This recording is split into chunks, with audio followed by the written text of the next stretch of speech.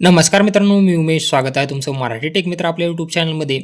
ज्या विद्यार्थ्यांनी 10वी बोर्डाची एक्झाम दिलेली होती आणि ते उत्तीर्ण झालेले आहेत, त्यानंतर 10वी उत्तीर्ण झालेल्या विद्यार्थ्यांना डिप्लोमा म्हणजेच पॉलिटेक्निक करायचे आहे, त्यांच्यासाठी ऑनलाईन ॲडमिशन प्रक्रिया जी आहे ती लवकर सुरू होणार आहे. त्याची तारीख निश्चित झालेली आहे आणि त्याबद्दलचीच माहिती आज आपण या व्हिडिओमध्ये जाणून घेण्याचा प्रयत्न करणार आहोत. परंतु त्यापूर्वी चॅनलवर नवीन आला असाल तर चॅनलला सबस्क्राईब करा आणि बेल आयकॉनला प्रेस करायला विसरू नका.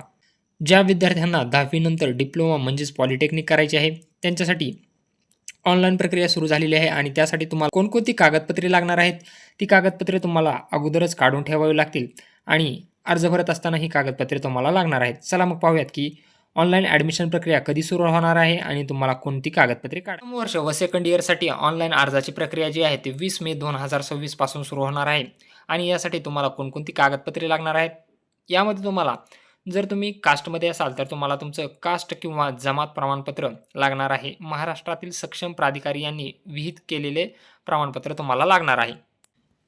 त्यानंतर तुम्हाला काय लागणार आहे, जात वैधता प्रमाणपत्र म्हणजे तुम्हाला कास्ट व्हॅलिडिटी एक लागणार आहे. यामध्ये तुम्ही पाहू शकता 10वी किंवा 12वी नंतर पदविका प्रवेशासाठी जात जमात वैधता प्रमाणपत्र आवश्यक नाही.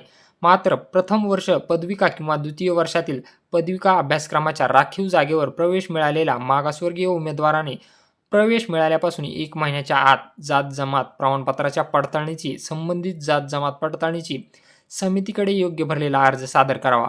म्हणजे तुमचं जर ॲडमिशन झालं आणि तुमच्याकडे जात प्रमाणपत्र नसेल तर तुम्हाला 1 महिन्याच्या आतमध्ये ते सादर करावे लागेल.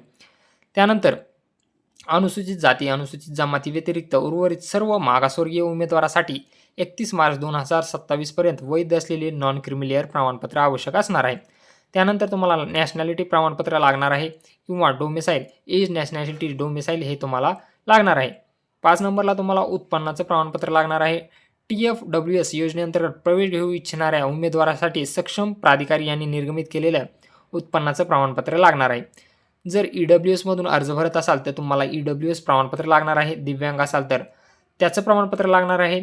सैन्य दलातील संवर्गातून प्रवेश घेणार असाल तर त्यासाठी तुम्हाला सक्षम प्राधिकारी यांनी निर्गमित केलेले प्रमाणपत्र लागणार आहे. आधार क्रमांक लागणार आहे. आधार संलग्न असलेला बँक अकाउंट लागणार आहे आणि वर्किंग प्रोफेशनल्सकरता अनुभव प्रमाणपत्र किंवा ना हरकत प्रमाणपत्र लागणार आहे. तर एवढी कागदपत्रे तुम्हाला काढून ठेवायची आहेत आणि याची जी अर्ज प्रक्रिया आहे ती 20 मे 2026 पासून सुरू होणार आहे.